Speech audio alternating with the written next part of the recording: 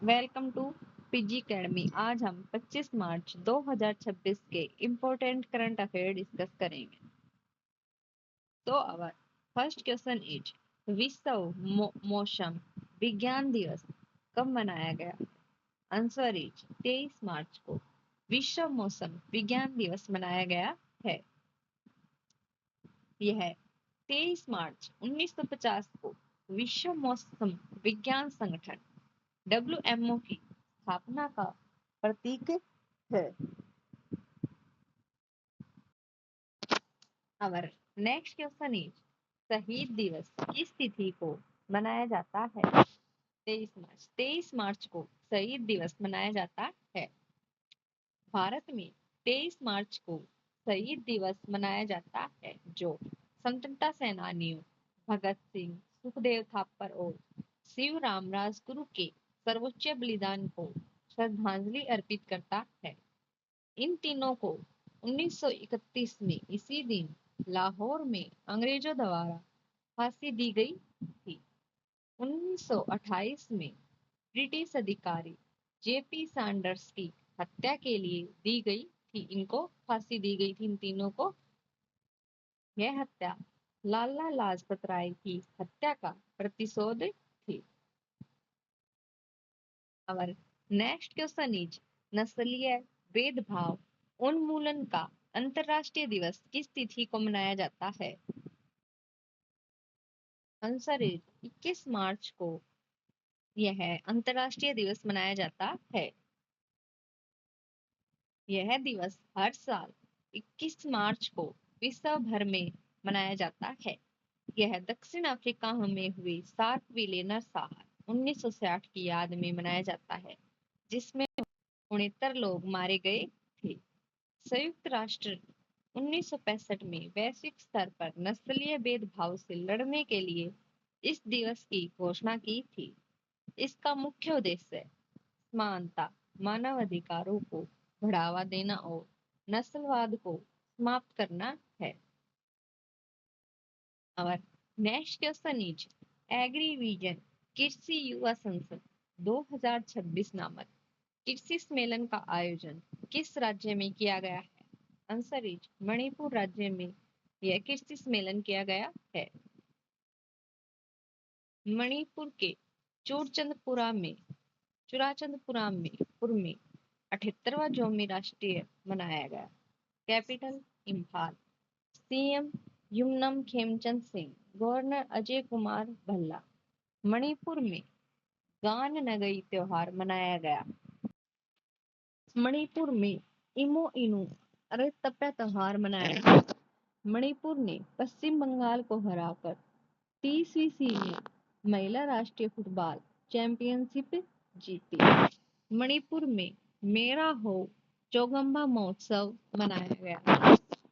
14वें सिराराखोंग हथौड़ी महोत्सव का उद्घाटन मणिपुर में हुआ।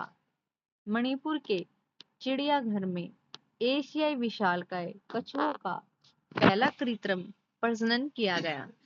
एग्री यूथ पार्लियामेंट 2026 मणिपुर के इंफाल में हुआ। Sir our next question is Sarhul महोत्सव कहाँ मनाया गया है? Answer is Jharkhand. झारखंड में इस महोत्सव को मनाया गया है। यह प्रकृति पूजा का पर्व है और मुख्य रूप से रांची, जमशेदपुर, गिरिडीह और आसपास के आदिवासी क्षेत्रों में मनाया जाता है। Capital Ranchi. CM Hemant Soren, governor Santosh Gangwar. Vanjeevi Didi Pahal Jharkhand में शुरू की गई। माओवादियों के विरुद्ध ऑपरेशन मेघाबुरु झारखंड में किया गया। झारखंड में 25 साल बाद पैसा एक्ट लागू किया गया। झारखंड ने अपना पहला सैयद मुश्ताक अली ट्रॉफी खिताब जीता। भारत सरकार ने झारखंड में स्थित गोड्डा थर्मल प्लांट को राष्ट्रीय बिजली ग्रिड से जोड़ने की मंजूरी दी। 15वीं हॉकी इंडिया जूनियर महिला राष्ट्रीय चैंपियनशिप 2025 का खिताब झारखंड ने जीता। भारत की पहली खनन पर्यटन परियोजना झारखंड में शुरू होगी। हॉकी झारखंड ने लगातार 5वीं बार सब जूनियर महिला खिताब जीता।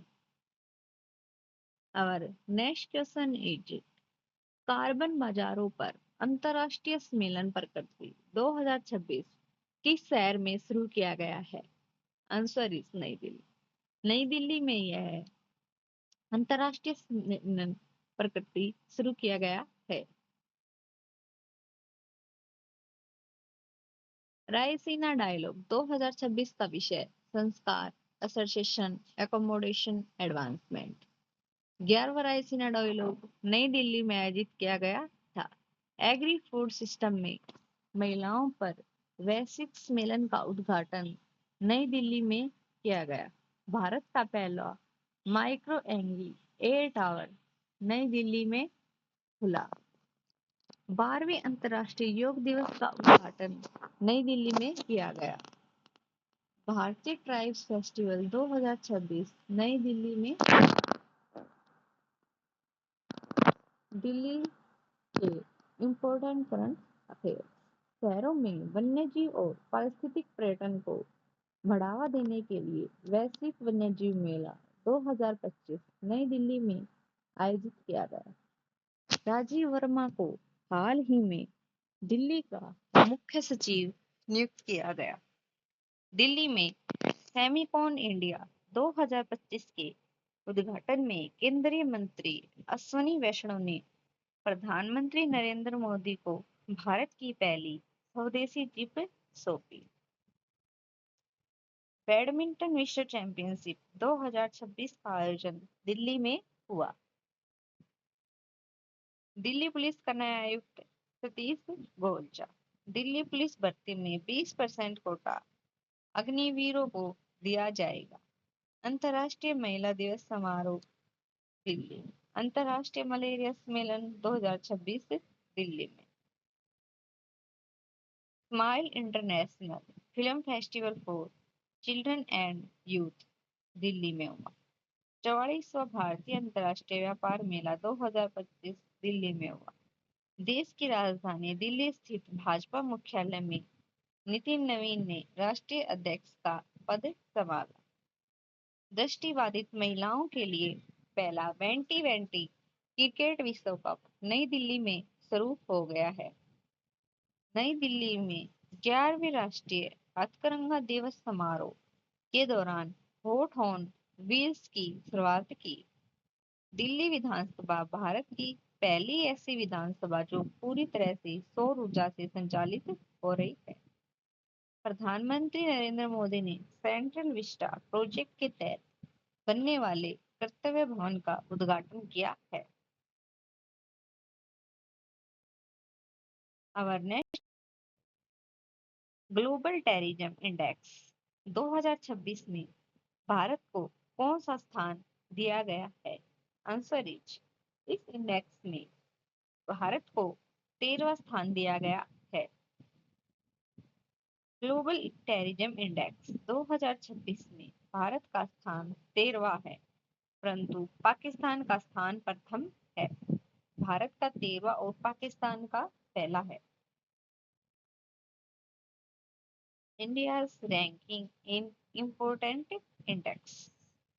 भारत की स्थान इम्पोर्टेंट इंडेक्स में हेनेली पासपोर्ट इंडेक्स 2026 भारत का है 75वां स्थान और जो टॉप पर रहा है वो है सिंगापुर।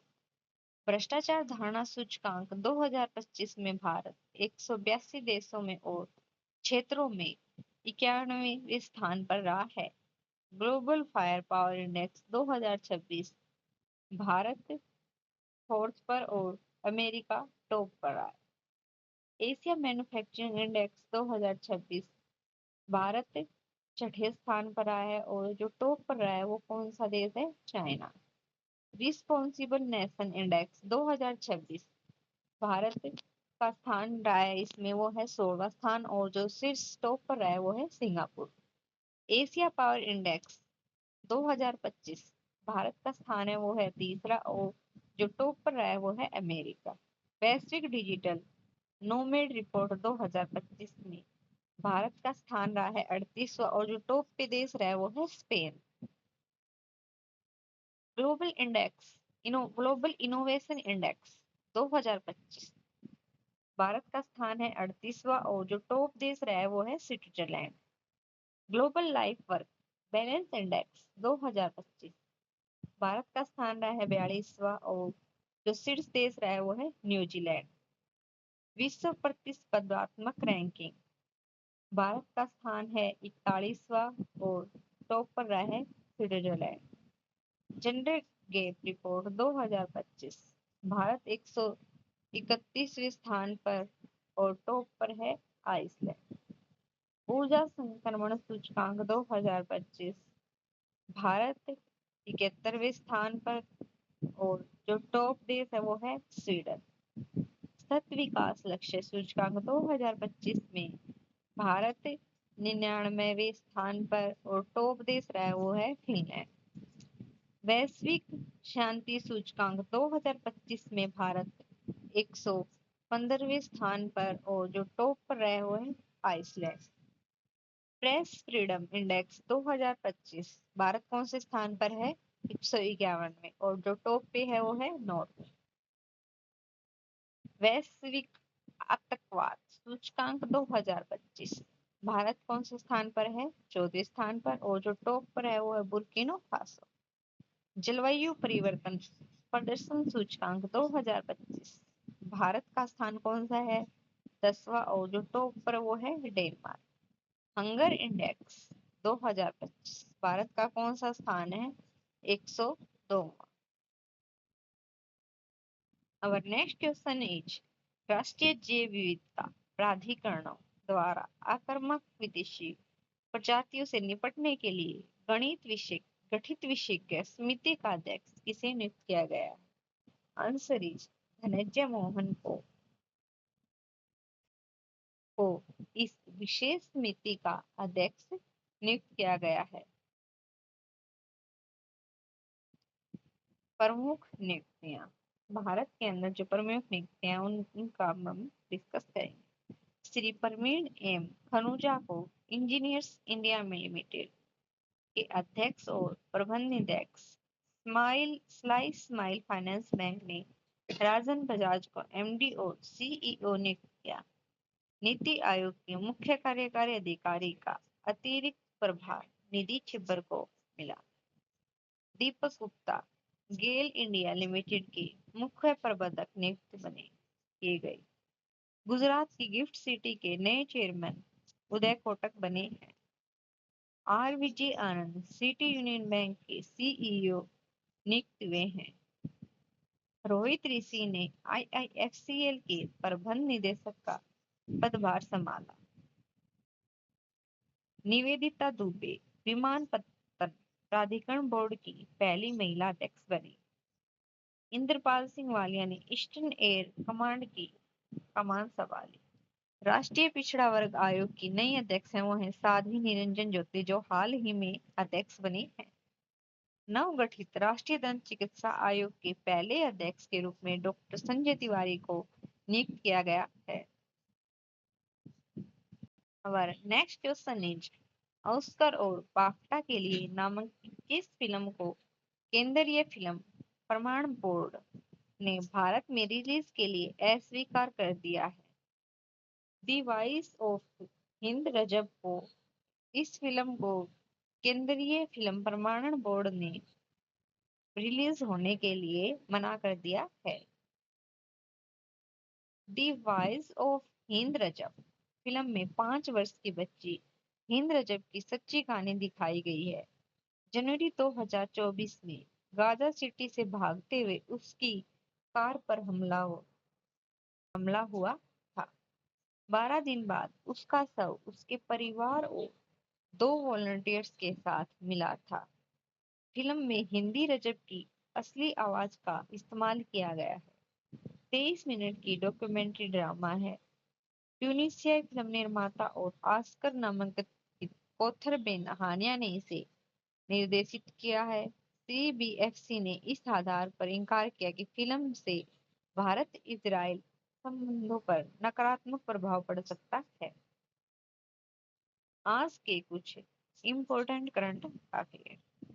मार्च 2026 में लगभग 22 देशों ने हार्मुज जल डमरूने से गुजरने वाले जहाजों की सुरक्षा के लिए एकजुट होकर कदम उठाया है।